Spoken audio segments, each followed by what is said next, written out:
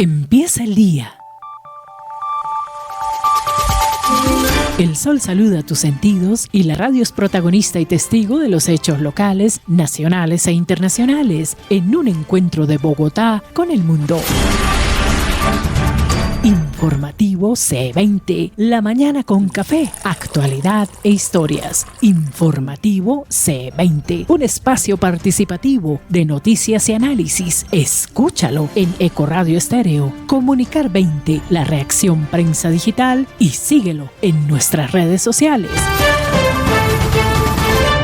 Informativo C20 en la mañana. Amigos de la sintonía, ¿qué tal? Bienvenidos a nuestro informativo. Les estamos saludando desde las estaciones del Grupo Cima Producciones en este día, viernes 12 de abril del año 2024. Ecoradio Estéreo y Comunicar 20 les presentan esta franja en la cual también saludamos a esta hora a William Rojas de la Reacción Prensa Digital. Un cordial saludo para toda nuestra amable audiencia. Este es el informativo C20 con toda la actualidad de Colombia y del mundo. Para que usted esté siempre bien informado, soy William Rojas, el filósofo, analista político de prensa, y desde los estudios de www.lareaccionprensa.com, www.comunicar20.com y www.ecoradio Estéreo en compañía de Grupo Cima Producciones, y también de Radio Reacción Estéreo y un nuevo servicio, TV Reacción,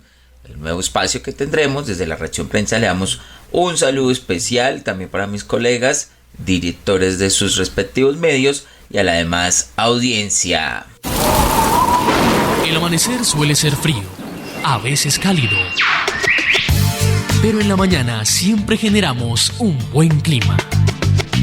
En este momento hay nubes dispersas en el cielo de la capital. La temperatura es de 14 grados centígrados, humedad relativa del 67%. Hoy amaneció a las 5:51, anochecerá a las 6 de la tarde 4 minutos. Las temperaturas oscilarán entre 12 y 22 grados. El cielo estará muy nuboso y se prevén algunas pequeñas lluvias en horas de la tarde. Esta predominancia de tiempo seco con algunas pequeñas precipitaciones se prevén para este fin de semana igualmente. Andamos tus pasos. Contamos tus historias. Vivimos en la misma ciudad. Las noticias de Bogotá en el informativo C20. La Secretaría Distrital de Salud declaró una alerta verde hospitalaria en las clínicas y hospitales que integran la red de Bogotá por los cortes en el suministro de agua que se realizan en la capital debido al bajo nivel de los embalses. Según Gerson Vermont, secretario de Salud, la medida busca garantizar que las IPS, tanto públicas como privadas, cuenten con el talento humano, insumos y recursos necesarios para responder ante contingencias, incluida la disponibilidad de reserva del agua. Informativo C20 en la mañana. Las autoridades de salud en el país señalaron que este año se han presentado 225.894 casos de emergencias por enfermedades diarreicas agudas en comparación con las cerca de 160.000 del año pasado. De acuerdo con los expertos, las restricciones en el uso de agua a propósito de este racionamiento podrían ocasionar un incremento ostensible de estos virus intestinales. Otros expertos han asegurado que el lavado frecuente de manos es una práctica fundamental en la prevención de las enfermedades gastrointestinales a propósito del incremento de las enfermedades diarreicas en la ciudad. En Ecoradio Estéreo, la reacción prensa digital y Comunicar 20. El informativo C20. La primera zona afectada por los cortes de agua allí en Bogotá incluye localidades como Chapinero, Usaquén y Teusaquillo, que según datos de la Secretaría de Planeación son las mayores consumidoras de agua en Bogotá. Por ejemplo, Chapinero lidera el ranking con un gasto de 117 litros por persona, seguida de Usaquén muy cerca y de Teusaquillo. Estas cifras sobrepasan el promedio recomendado por la Organización Mundial de la Salud, que es de 100 litros diarios por persona. Por otro lado, las localidades como Ciudad Bolívar, Usme y San Cristóbal, que podríamos decirlo de población muy popular, no de estratos altos, muestran un consumo más racional utilizando menos de 70 litros diarios por persona. ¿Qué tal? ¿Qué tal la enseñanza? Sí, señor.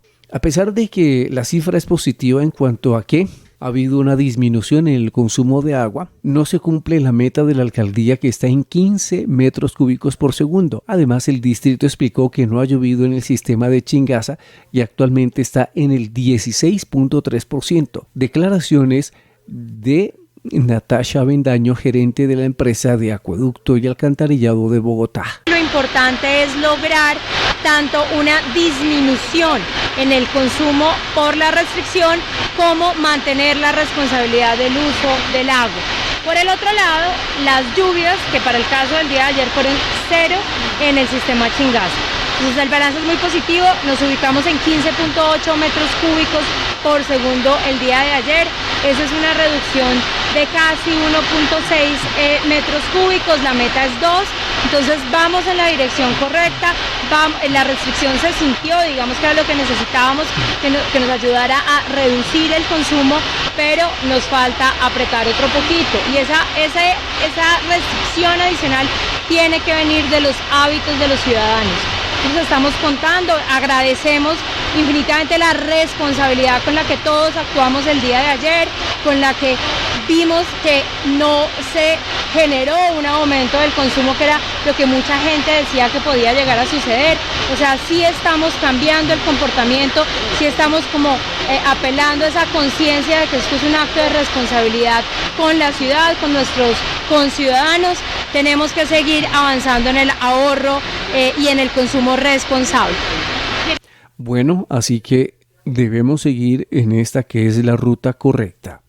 Noticias de Bogotá en nuestro informativo con los 100 días de gobierno de la alcaldía Galán en la capital. Análisis de las noticias. En la noticia distrital les cuento que han transcurrido 100 días desde que el alcalde Carlos Fernando Galán se posesionó, así como también los diferentes concejales de la ciudad y otros cargos dirigentes muy importantes. A esta sumatoria de los 100 días han llegado diferentes personalidades.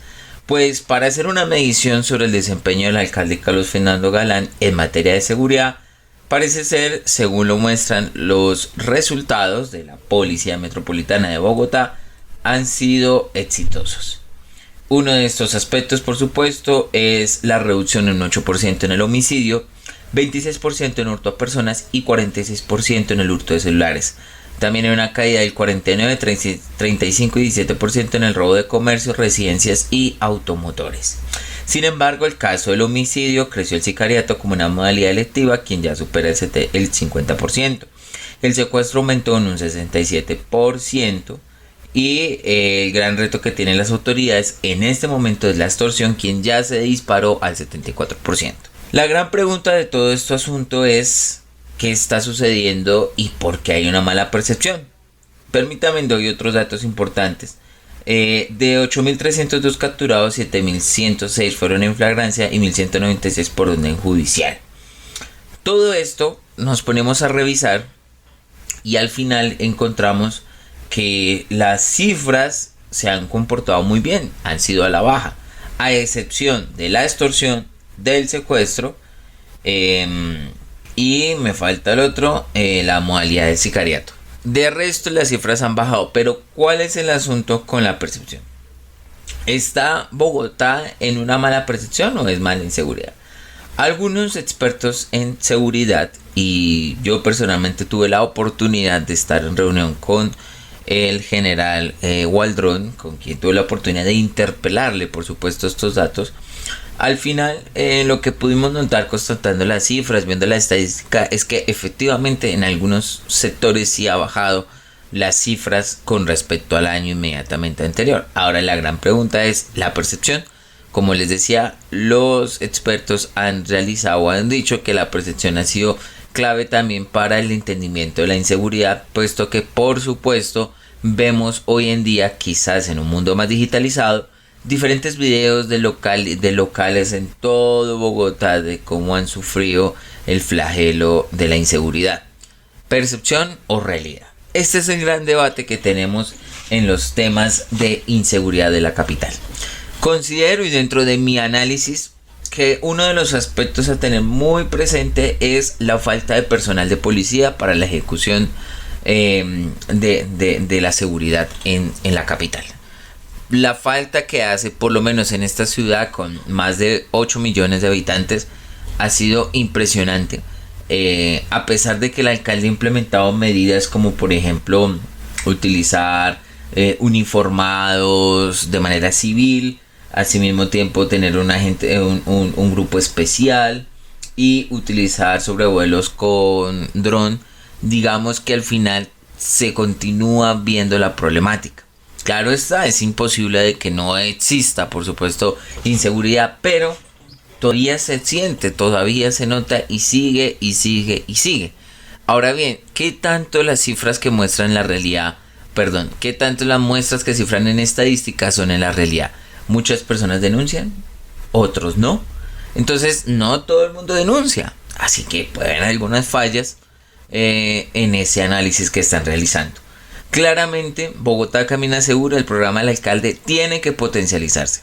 Hay 12 líneas específicas o 2 estrategias por las cuales se va a realizar todo prevención a la seguridad, pero se necesita mucho más, alcalde, muchísimo más. Se necesita un compromiso permanente. Bogotá es una ciudad, una metrópolis complicada, y por ser una metrópolis aquí llega absolutamente de todo. También hay que tener muy presente a los sectores o grupos narcoterroristas que existen, a los grupos también internacionales. Igualmente hay que empezar a intervenir de manera efectiva. Mi comentario es, señor alcalde, hay que trabajar más en materia de seguridad. No podemos cantar victoria. Esto hay que seguir. Bueno, señores, aquí estamos en su informativo C20. Con las noticias de Bogotá que tienen que ver con el alcalde Carlos Fernando Galán, que se pronunció sobre un posible racionamiento de energía en Bogotá, resaltando que aún no es necesario, pero no se descartan algunas medidas a futuro. De acuerdo con el alcalde, el tema de la energía es distinto al del agua, ya que el abastecimiento de agua depende de la zona, mientras que en la energía es por conexión de otras zonas del país debido a las generadoras. Sin embargo, Bogotá tiene un retraso en el sector de las redes de energía. Increíble esto que está pasando aquí en nuestra capital. ¡Atención! No te quedes sin ella. Corte de agua en Bogotá. Bueno, efectivamente, no olviden que estamos en racionamiento de agua aquí en la capital de la República y que la zona del día 2 incluye barrios en 2 localidades y un punto de suministro así. En Engativá, 290 barrios se van a ver sin agua y en Fontibón, 21 barrios. Y el punto de suministro de la ESP Aguas de la Sabana es la zona industrial de Cota. Actualizamos las noticias. ¿Qué pasa en Colombia? Informativo C20 en la mañana. Una denuncia radicó la Registraduría Nacional ante la Fiscalía General de la Nación luego de que iniciaran dentro de la entidad una minuciosa verificación en las actas de instalación y registro general de votantes o los formularios E11 de las 119.875 mesas de votación dispuestas para las elecciones territoriales del 29 de octubre del año pasado. En medio de esa revisión detectaron una presunta irregularidad que involucra a 446 ciudadanos en distintas regiones del país. Estos ciudadanos, quienes también ejercieron como jurados de votación, habrían sufragado más de una vez durante este proceso electoral. Escuchas Ecoradio Estéreo, sonido natural. El senador de la República, Mauricio Gómez Amín, hizo un señalamiento contra el gobierno nacional y su relación con el sector y dijo que el presidente de la República le declaró la guerra al sector industrial y petroquímico. El presidente, desde el primer día, le declaró la guerra a este sector. La transición energética no se puede llevar a cabo de manera irresponsable. Claro que hay que transitar hacia esto, pero sin olvidar que las finanzas del país dependen en gran medida de sectores como este. Si yo fuera presidente, trabajaría de la mano con sectores como este, puntualizó el señor Amin. Noticias de nuestro país en análisis. El gobierno actual destina el 0.3, solamente el 0.3% del presupuesto para la paz. En la noticia nacional les cuento que el gobierno nacional en cabeza de Gustavo Petro ha destinado la paupérrima suma o porcentaje del 0,3% para la paz. Así es, los progresistas en este país que tanto se rasgan las vestiduras por la aplicación del acuerdo de paz firmado en el año 2016 en La Habana, Cuba, con el grupo Las FARC, pues les cuento que a la fecha de hoy su ejecución ha sido bastante pobre. Y es que de los 470.000 millones de pesos asignados para este fondo se han pagado apenas 1.414 millones. Presupuesto hasta la fecha que se ha utilizado para la reincorporación de excombatientes. Y es que claro, la ejecución presupuestal ha mostrado para el año 2024 una muy preocupante cifra. Muy distinto a lo que pasó en años anteriores, donde por ejemplo, cuando inició en 2017 ya el acuerdo firme, el año siguiente inmediatamente después del acuerdo, la ejecución se ejecutó un 98%. Incluso cuando 2018 el 93%, 2019 97%, e incluso cuando estaba Iván Duque también hubo una altísima ejecución. Llega pandemia, baja un poco el porcentaje, 88%, en 2021 quedan 71% y en 2022 en 54%. En el año 2023, miren esta cifra, apenas se ejecutó un 9%. ¿Saben cuánto fue ese 9%? Apenas 250 millones de pesos. Y 250.000 millones, discúlpeme. Y en el año 2024 un porcentaje del 0,3%. Señor presidente, ¿qué está pasando con su ejecución presupuestal? ¿Qué está pasando con sus administradores, sus dirigentes? De verdad que es que pareciera que este gobierno es de aprendices. No saben ejecutar un presupuesto, no saben desarrollar proyectos, no saben continuar una línea específica para que todos los colombianos podamos recibir unas buenas garantías y sobre todo planes y proyectos beneficiosos. Porque recuerden, estos recursos deben ser ejecutados y estos recursos no salen de cualquier lado. Estos recursos salen de los impuestos que pagamos todos. ¿Dónde está la retribución para la ejecución presidencial, señor presidente? Tenemos que de verdad empezar a revisar qué está sucediendo. Y es que les quiero contar una serie de aspectos. Por ejemplo, tenemos el programa de desarrollo enfoque territorial, que tiene como eje la superación de las consecuencias del conflicto. Hay una partida por 51.000 millones de pesos que están disponibles en su totalidad y hasta la fecha no se ha pagado ninguno. En relación, por ejemplo, a la cuenta de sustitución de cultivos ilícitos, en lo que hay disponible 49.600 millones de los 50.000 presupuestados, la ejecución también aparece en 0%. Y este panorama vuelve y se repite en los programas de implementación del acuerdo, donde se ven que las cifras frente del año pasado a este, pues se puede notar que a pesar de que hay una mayor cantidad de asignación presupuestal, es al mismo tiempo la más baja desde el año 2007.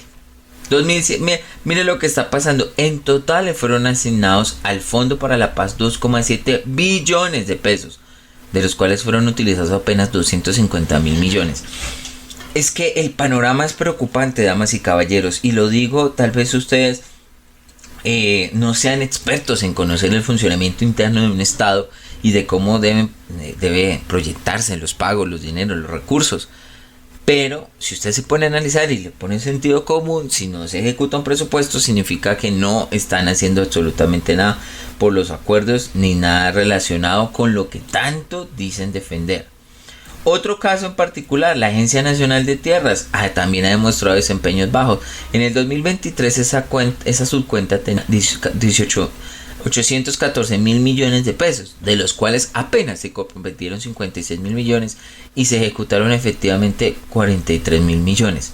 Ojo, repito, de 814 mil millones, solo ejecutaron 43 mil millones. ¿Qué está pasando, señores? ¿Qué está pasando?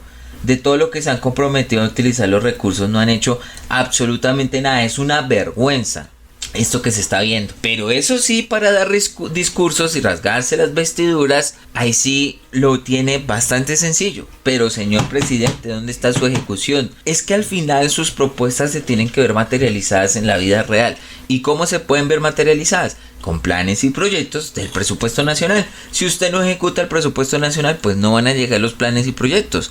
Señores, la situación de Colombia es crítica. No están utilizando el recurso, el dinero correctamente, no lo están ejecutando y peor aún, sí se lo están robando. Entonces hagamos una profunda reflexión. ¿Qué le está pasando a este gobierno con la ejecución presupuestal? Necesitamos solicitarle al Estado que se mueva, porque una de las garantías que tenemos los ciudadanos es que el Estado debe funcionar. ¿Para qué debe funcionar un Estado? Un Estado debe funcionar para brindar garantías a los habitantes del territorio.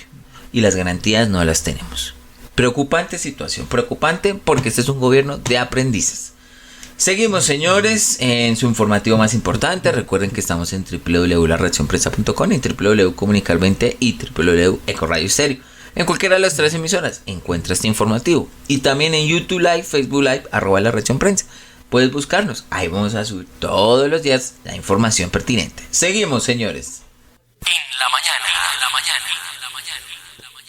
El exministro Alejandro Gaviria radicó formalmente una solicitud al presidente de la República para que se retracte y rectifique los señalamientos que hizo en su contra sobre supuesta corrupción durante su gestión como ministro de Educación. Comillas, Alejandro Gaviria en el primer año dejó perder 1,5 billones de pesos que iba a las universidades y lo dejó trasladar al FOMAC, donde hay una olla de corrupción donde la politiquería se come la plata, por estar cuidándole el negocio a las EPS que no era su competencia, por eso se fue de mi gobierno, dijo el señor el 21 de marzo pasado. Ante las acusaciones que fueron ratificadas por el jefe de Estado, 4 días después Gaviria le envió una carta donde califica estas declaraciones como falsas, irrespetuosas y calumniosas y le pide que corrija. Les acompañamos en este día viernes en el informativo. Última hora de actualidad internacional en el informativo C20.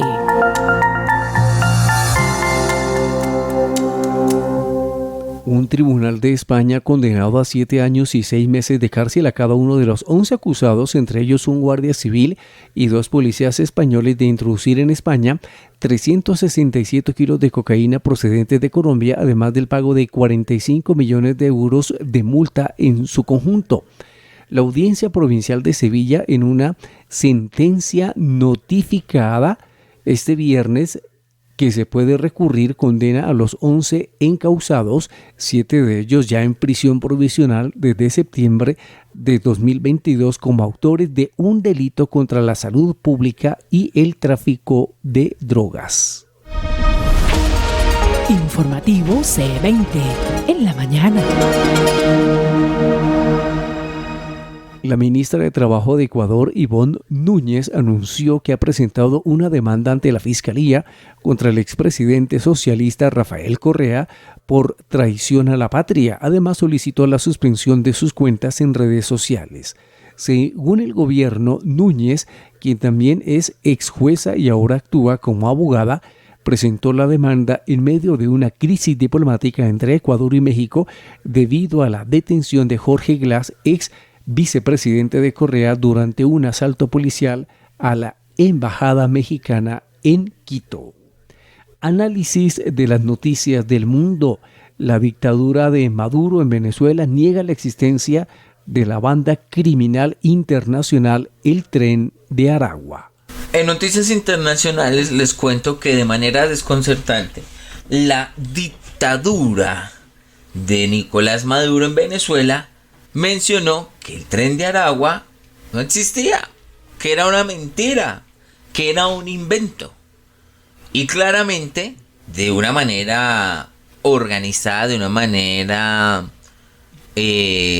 responsable, el gobierno de Chile, del gobierno chileno de Gabriel Boric, llamó a consultas a su embajador en Caracas, puesto que esto fue determinado como un insulto por las afirmaciones realizadas por la dictadura venezolana.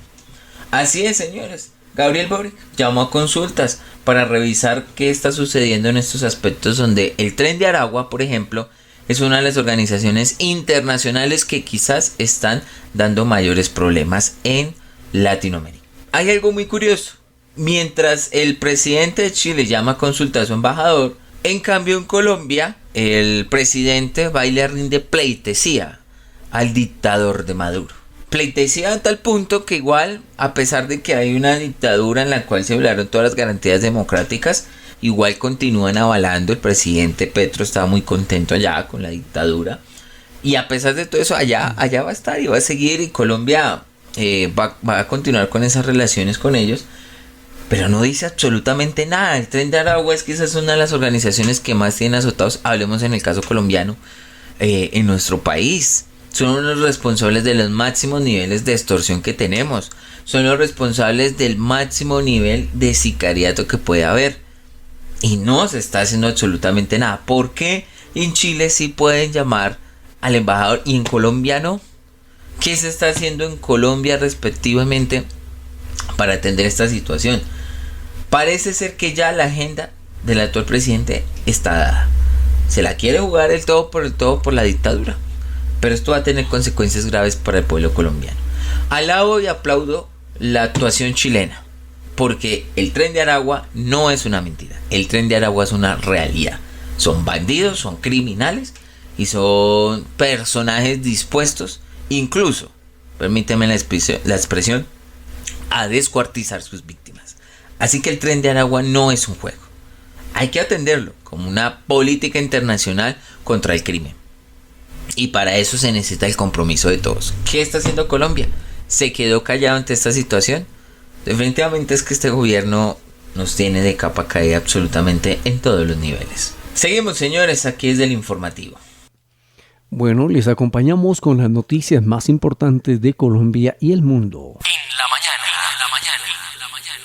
La noticia del fallecimiento del exjugador de fútbol americano O.J. Simpson generó diversas reacciones entre las personas involucradas en su célebre juicio, desde expresiones de desdén hasta recuerdos de las víctimas de los crímenes por los cuales fue absuelto su exesposa Nicole Brown y el joven Ron Goldman. Una de las respuestas más destacadas fue el mensaje en la red social X de la ex atleta olímpica Caitlyn Jenner, quien escribió: "Hasta nunca, O.J. Simpson", antes conocida como Bruce Jenner, y quien estuvo casado con Kris Jenner, la mejor amiga de Nicole Brown, durante el periodo de los asesinatos, que fue en 1993, y el juicio en 1994. Bueno, esto originó un hecho casi que cinematográfico en los Estados Unidos.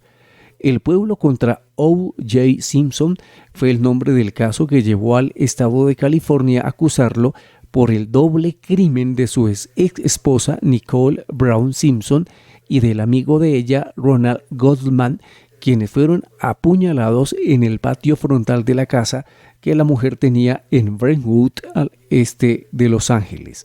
Entre las evidencias encontradas en la escena se destacó un guante ensangrentado cuyas manchas pertenecían a ambas víctimas, según un análisis de ADN realizado más adelante. Se estima que cerca de 95 millones de personas vieron en vivo el desesperado intento por escapar de la situación de O.J. por las autopistas de Los Ángeles y cómo más tarde decidió bajar del vehículo y entregarse. Él resultó culpable en juicio y a pagar $33 millones, culpable de doble asesinato, y después, recordemos, en los Estados Unidos fue acusado de violación y de robo. Un tipo para olvidar. Bueno, se fue el tipo. Los deportes en el informativo C20 en la mañana. Bueno, en materia deportiva muchas noticias. Comenzamos con la Copa Sudamericana. Ayer el balance de los equipos a nivel internacional en Colombia fue malo, hay que decirlo, que no fue nada bueno. En la Copa Sudamericana el Metropolitanos de Venezuela perdió 0-2 con Cuyabá. Luego el Lanús le ganó 2-1 a Garcilaso, que es un equipo peruano. Luego el Coquimbo Unido, que es un equipo chileno, le ganó 1-0 a Sportivo Luqueño. Tuvimos a Delfín de Ecuador empatando de local a 1 con Belgrano. Y Cruzeiro ayer empató a 3 con Alianza Petrolera. Realmente el equipo colombiano comenzó mal, como es habitual. Increíble, 20 minutos y ya iba perdiendo 3-0 el equipo Alianza Petrolera. Lucas Romero, Ivaldo de Almeida y Mateus Pereira pusieron el 3-0 para Cruzeiro, pero llegó la remontada de Petrolera con goles de Emerson Batalla en 2 oportunidades y Jesús Antonio Figueroa logró el empate 3-3, un resultado que termina siendo positivo. El equipo colombiano jugó un muy buen segundo tiempo y lo que veíamos como una goleada terminó en un empate. ¡Qué bien! En la Copa Libertadores de América, el Palmeiras le ganó 3-1 al Liverpool de Uruguay. Es que hay un Liverpool en Inglaterra, este es uruguayo. A ver, por Palmeiras, Aníbal Moreno, José Manuel López y Estevayo William. Bueno, ok. Por el Palmeiras. Luego tuvimos el partido donde la Liga de Quito le ganó 1-0 a Botafogo. River Plate con goles de Claudio Echeverri y Facundo Colidio le ganó 2-0 al Nacional de Uruguay. Y el otro partido donde jugaba un colombiano ayer fue Millonarios, jugaba en la altura de La Paz, un primer tiempo horrible. El equipo lució perdido, desconcentrado. Se nota que no prepararon para nada el juego en altura. Y los 20 primeros minutos fueron terribles, donde el Bolívar pudo haber anotado 4 goles. Pero después vino la remontada de Millonarios, en parte también jalonada por la expulsión de Yomar Rocha, que en una demostración de karate, porque no es otra cosa, se lanzó una patada voladora frente a Daniel Ruiz y fue expulsado. Millonarios intentó y logró anotar por Leonardo Fabio Castro en 2 oportunidades, pero hay otra cosa que también jugó en contra del equipo colombiano, y es que así como hay que destacar que el equipo boliviano definió, el equipo colombiano qué mal define, qué pésimos definidores tiene. Es un mal del fútbol colombiano y definió mal. Fue horrible la forma como dilapidaron opciones, y vale la pena decir que Lampe, el arquero del equipo boliviano, atajó unas muy buenas, mientras que Montero apenas ahí, discreto. O sea que ahí están las cosas que se dieron para una pérdida del equipo azul en la Copa Libertadores, en la cual de mal en peor. Bueno, hoy hay fútbol, hoy regresa el fútbol profesional colombiano. Sí, señores, regresa el fútbol profesional colombiano. Se juegan las 4 últimas fechas del fútbol profesional. 4 últimas fechas. Hoy, a las 6 de la tarde, tendremos un partido entre Tolima y Águilas Doradas. Bueno, a las 8:15, un partidazo. El Deportivo Cali con el América. Muy bien. Cali, complicado. América está luciendo muy bien. Y vamos a tener mañana Fortaleza Once Caldas a las 2 de la tarde. A las 4, buen partido en Bogotá. ¿Qué tal este partidito? Santa Fe Atlético Nacional. El León frente a la Furia del Nacional. Muy bien. A las 6:20 de la tarde, Junior Envigado. A las 8:30 de la noche, el Deportivo Pereira contra Jaguares. El domingo a las 2 de la tarde, Boyacá Chico Patriotas. A las 4, Medellín Bucaramanga. Y a las 6:20, Pasto Millonarios. Y el domingo, a las 8:30 finaliza la jornada con el partido entre Alianza Petrolera y La Equidad. Bueno, noticias deportivas aquí a esta hora de la mañana en nuestro informativo. Indicadores económicos y análisis de las noticias más importantes en economía y finanzas en el informativo C20.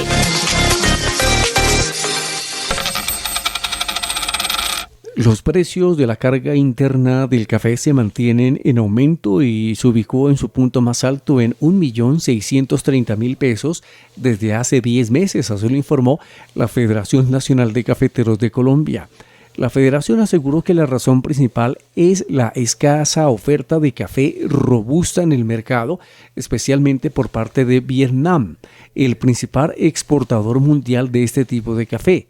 Vietnam ha conservado volúmenes bajos para comercializar provenientes de su cosecha previa, mientras que su próxima cosecha está apenas en etapa de floración.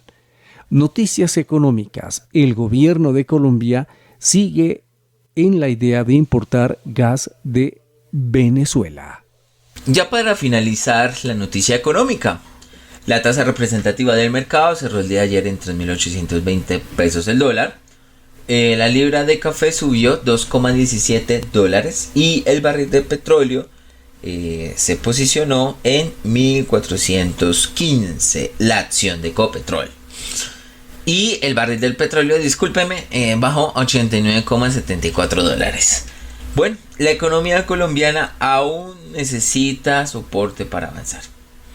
Definitivamente la continuidad que tiene este gobierno de buscar que traer gas venezolano en contra de nuestra propia soberanía energética, muchas más voces se están uniendo.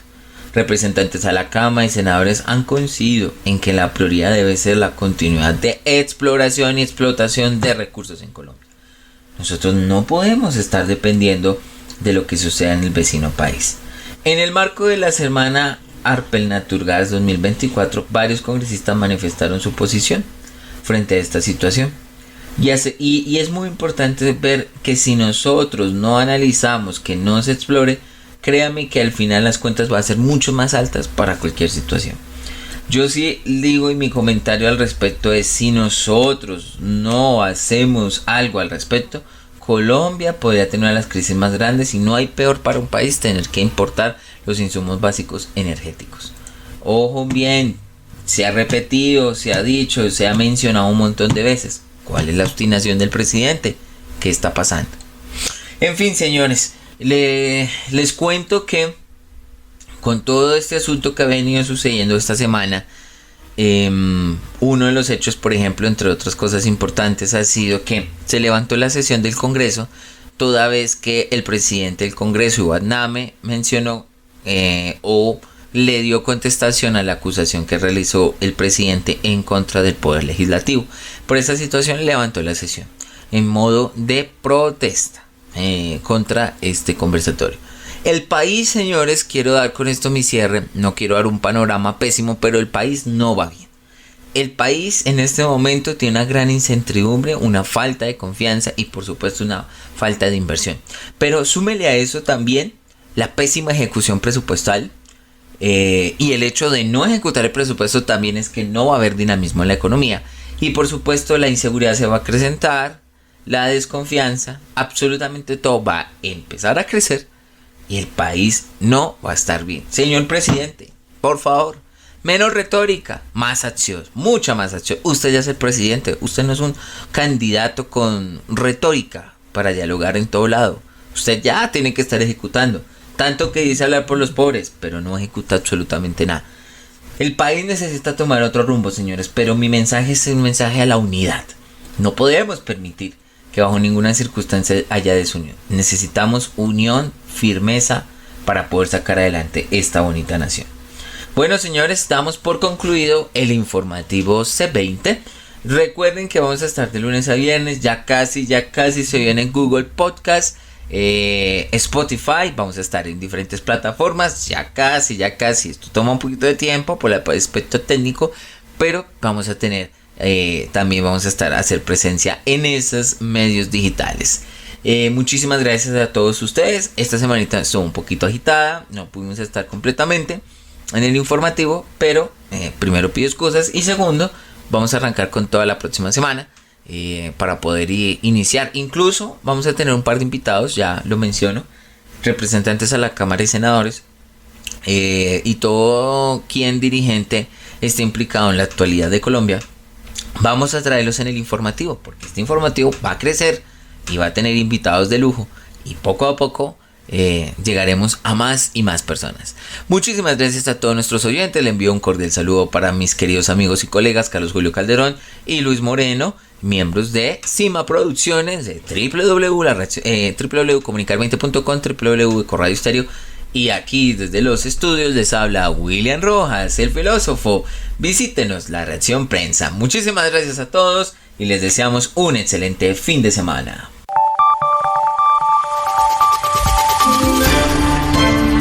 Aquí finaliza el informativo C20 con la actualidad de Colombia y el mundo en una presentación de Ecoradio Estéreo, La Reacción Prensa y Comunicar 20. La mañana continúa con música, historias y un buen café. Informativo C20 en la mañana.